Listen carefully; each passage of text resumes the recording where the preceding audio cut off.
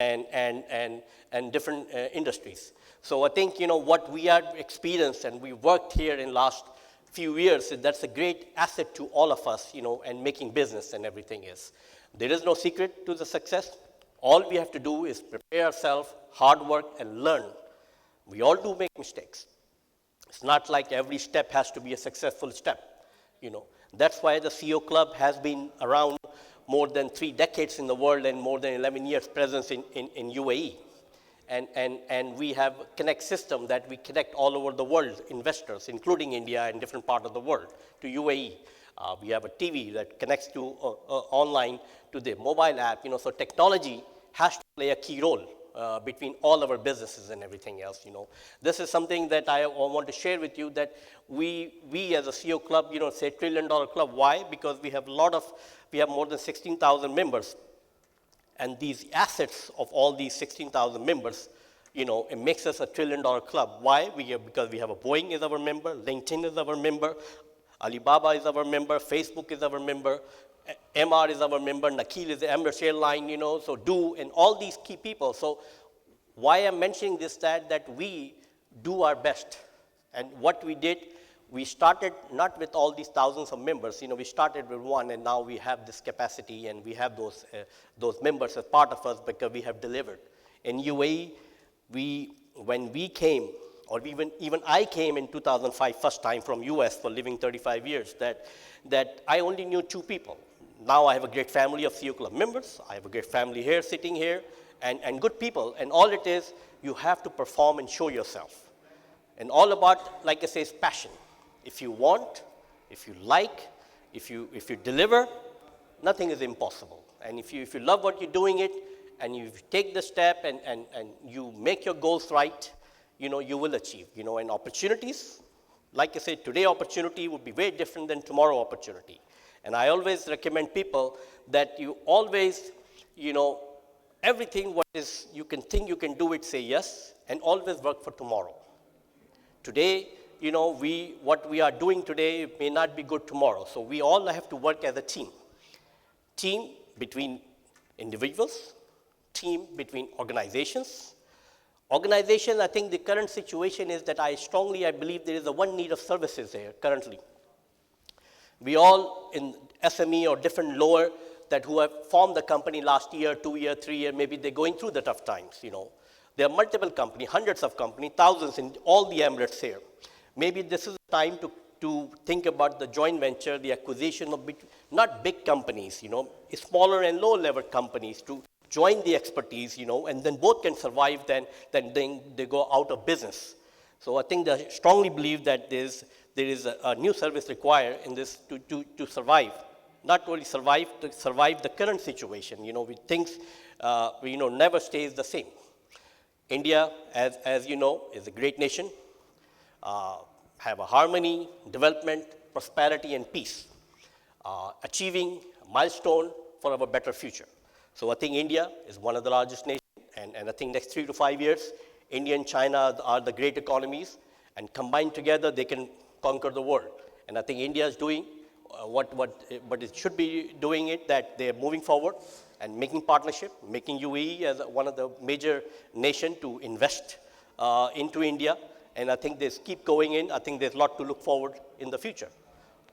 UAE, as you know, our leader of all the Emirates and our Prime Minister always want to give the happiness and a good environment for the UAE nationals and our expats. So we all have to contribute from our part and see how we can do it. In last, that I always say, we learn from past to correct our present for better future. So I think we all can work together on opportunities and in different environment in this country, and I think we can all achieve in any business or any new ideas that we all work for. But thank you very much for listening to me. I just wanted to give my brief intro, and now I want to call Mr. Joe Mohan. He will talk about the little study done that what is the next 10 year looks like for this environment and everything. Thank you very much. Yeah.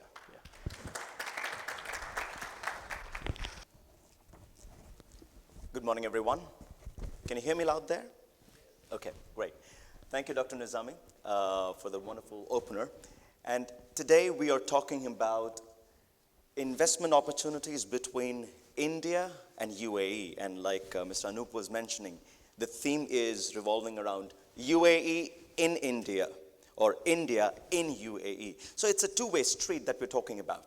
Right, my name is Joe, and I would be sharing with you a few data points which might reflect on the objectives that you have in being here today, with the investment as the outcome. And again, like IBMC's platform that provides you an end-to-end solution. So when we talk about an end-to-end solution, we are talking about a disruption. And that's a word which is actually causing a lot of waves to go around the world. And disruptive innovation is what eventually we all would end up doing.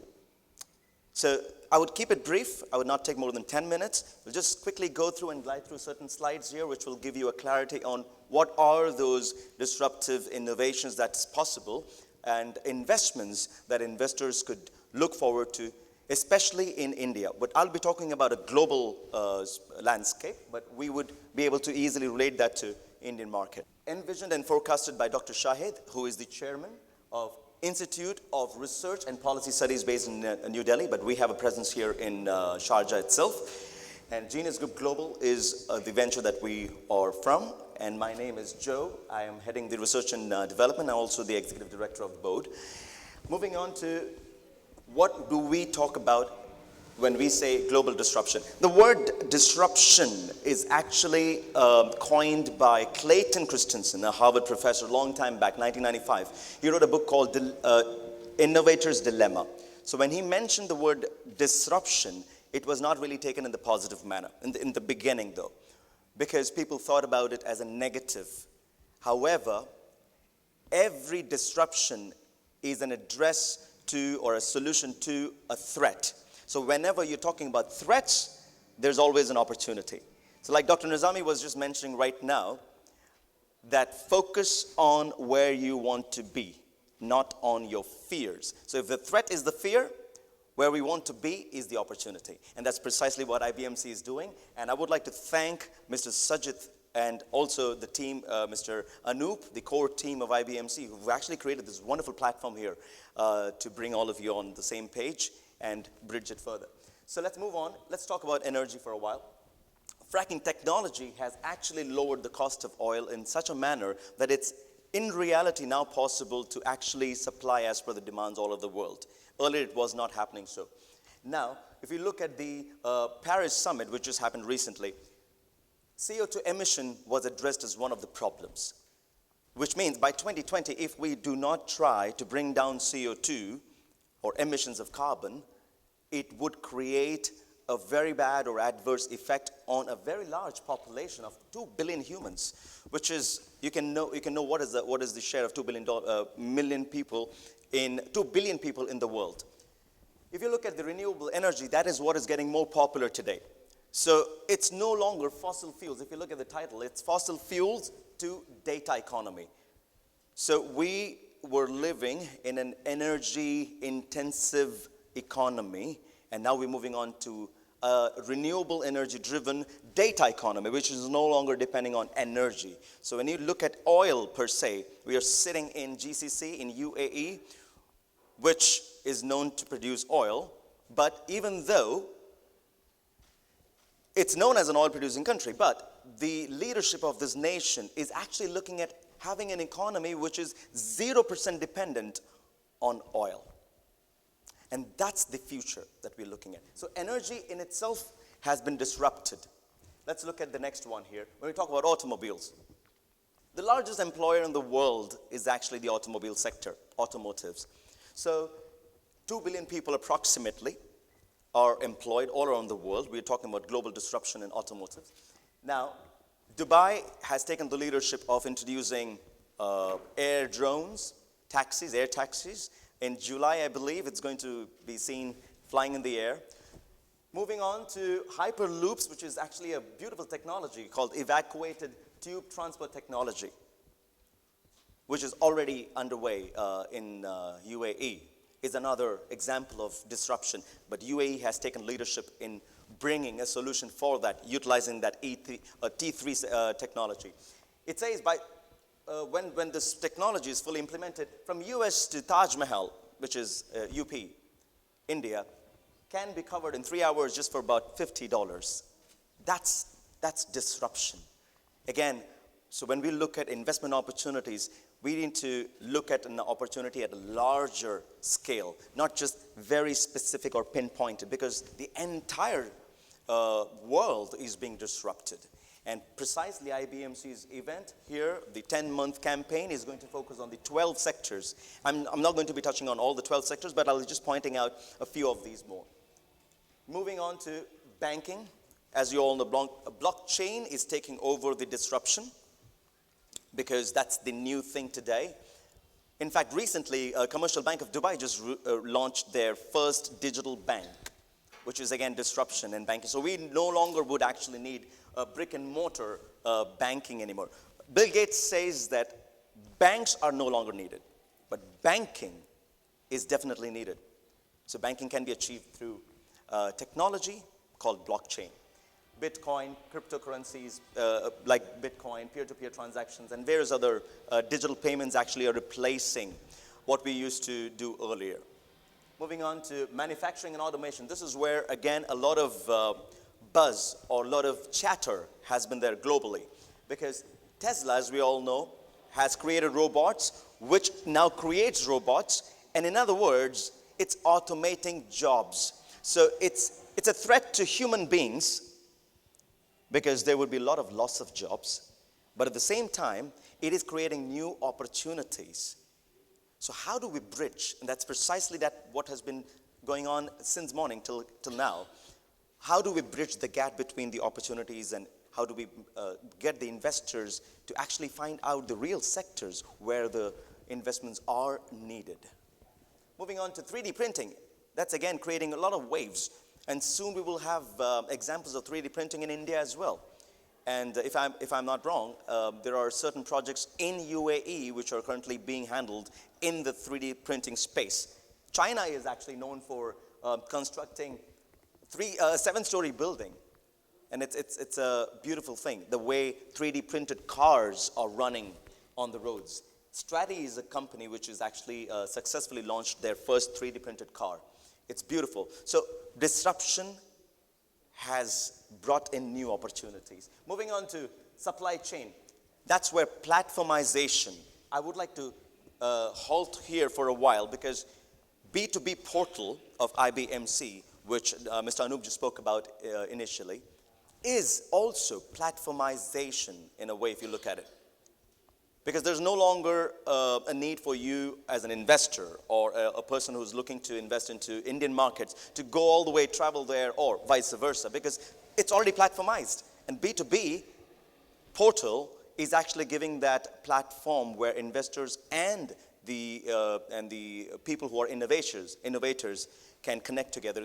Industry experts can connect together on that platform. Similarly, when we talk about supply chain, that's again been platformized. We can't think of a world now without Google or Facebook or WhatsApp or things like that, because we are so used to it now.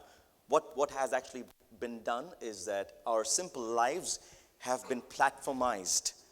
So what it gives birth to is data.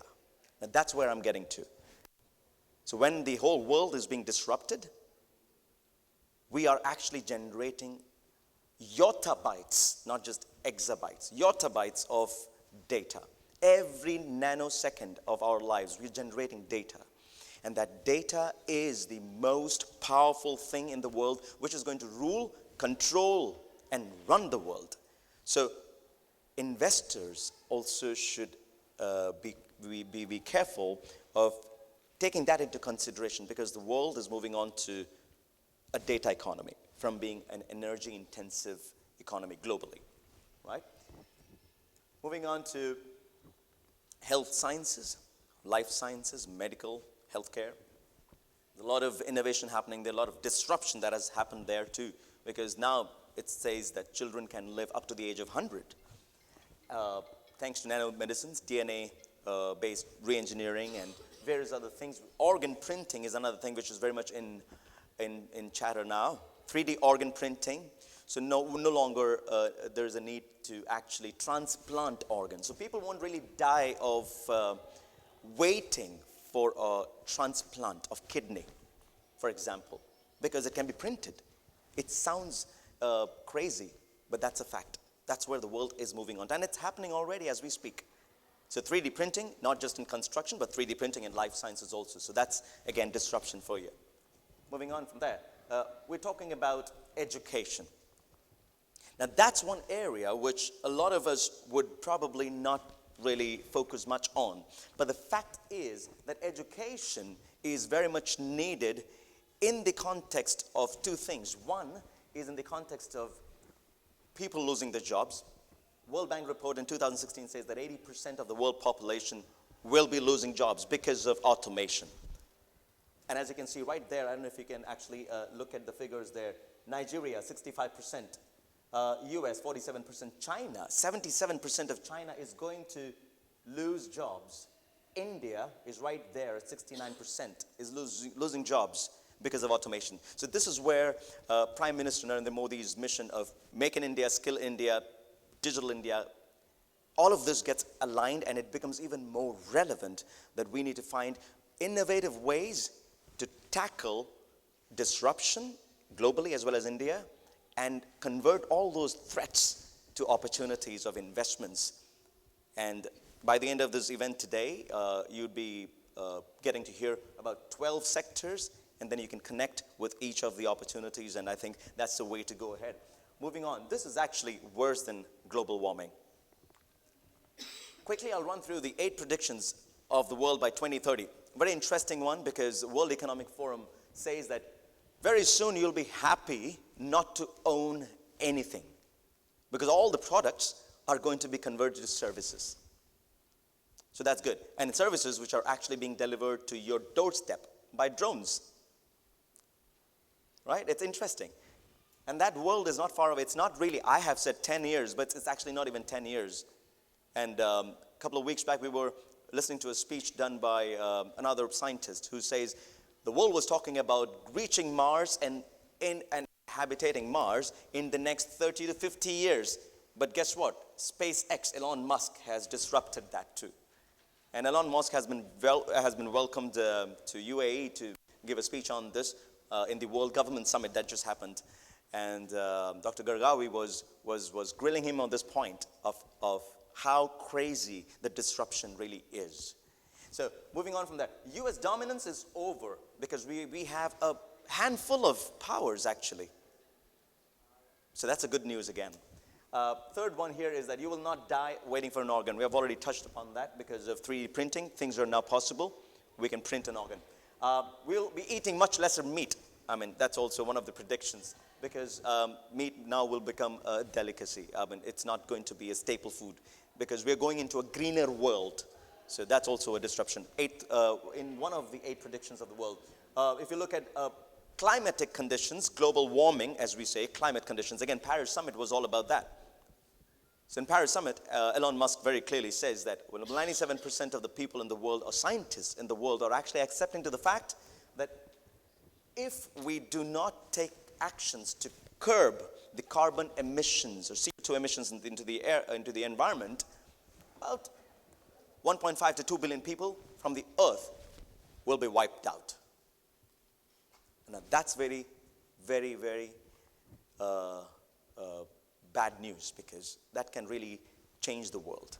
1.5 to 2 billion people getting wiped off because of CO2 emissions, that's bad news. So that's disrupting right there. Polluters may have to pay to emit CO2s. Preparing to move to Mars very soon, that's also happening. Like we discussed, and Western values have to be tested beyond the breaking points. So these are just of the a couple of points in terms of what is disruption. So we were talking about 360 degree of disruption. So everything that we hear, do, feel, own today is being disrupted as we speak. So, and the world is changing at a faster rate than we can actually imagine.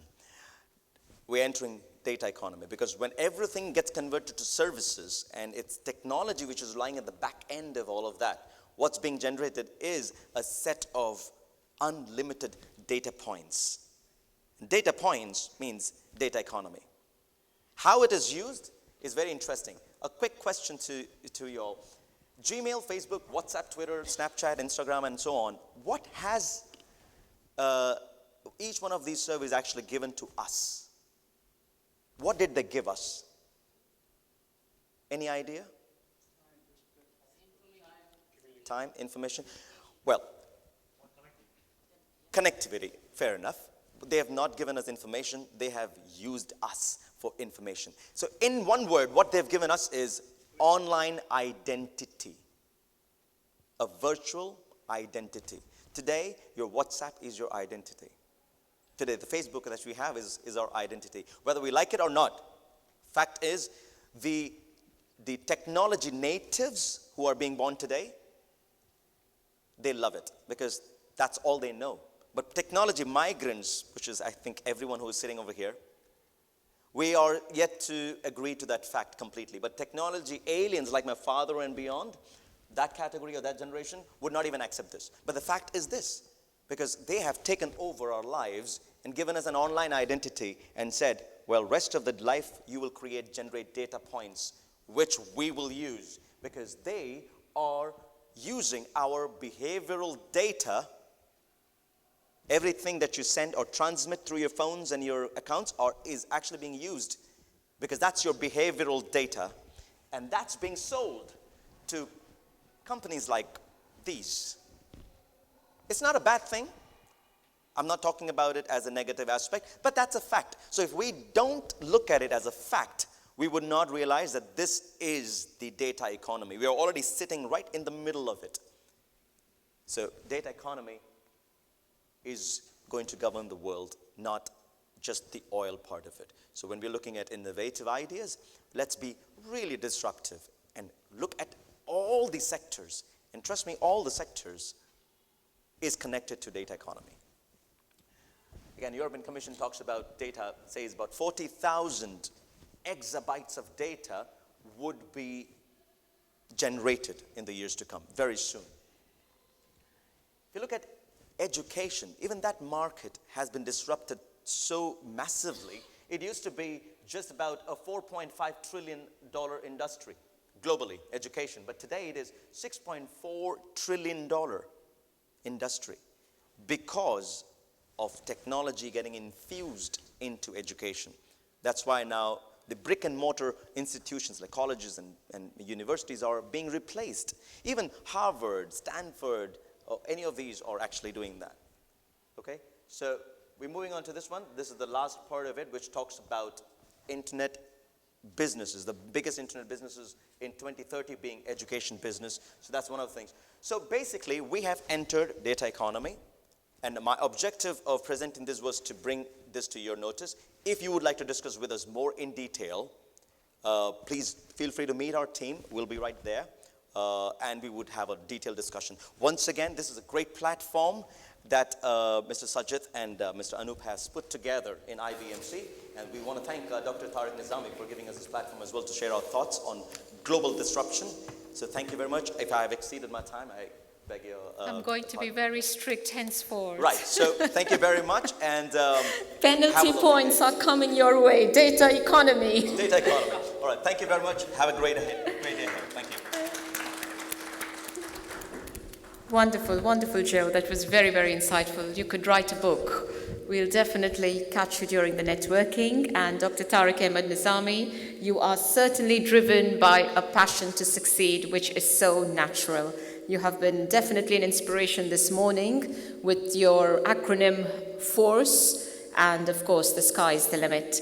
Before we proceed, we would like to honor and thank Dr. Tariq Ahmed Nizami by extending a token of appreciation. On this note, CEO of IBMC, Mr. Sajid Kumar, and CBO, Mr. Anup, PS, and board members, shareholders of the IBMC, may I have you all forward to capture a snapshot.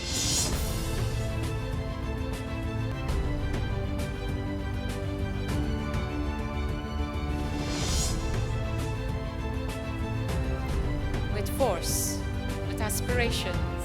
Keep going. Thank you.